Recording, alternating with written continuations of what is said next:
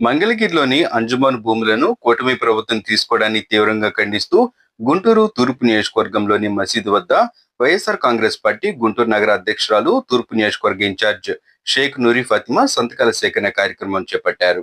Guntur east మసీదు వద్ద కూటమి ప్రభుత్వ నిర్ణయానికి వ్యతిరేకంగా నూరి ఫాతిమా ఆధ్వర్యంలో సంతకాల సేకరణ. కూటమి ప్రభుత్వం మంగళగిరిలోని అంజుమన్ భూములను తీసుకునేందుకు సిద్ధమవటం దుర్మార్గమని గుంటూరు నగర తూర్పు నియోజకవర్గ వైఎస్ఆర్ కాంగ్రెస్ పార్టీ ఇన్ఛార్జ్ పట్టణ అధ్యక్షురాలు షేక్ నూరి ఫాతిమా మండిపడ్డారు.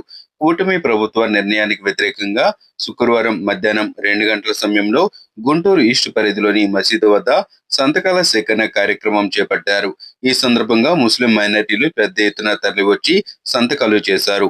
ఈ కార్యక్రమంలో వైసీపీ రాష్ట్ర కార్యదర్శి తెనాలి ప్రతిపాడు నియోజకవర్గాల పరిశీలకులు షేక్ గులాం రసూల్ పలువురు నాయకులు పాల్గొన్నారు. అనంతరం మీడియాతో నూరి ఫాతిమా మాట్లాడుతూ కూటమి ప్రభుత్వానికి వ్యతిరేకంగా ఈ నెల 30న గుంటూరు నగరంలో భారీ నిరసన ర్యాలీ జరుగుతుందన్నారు.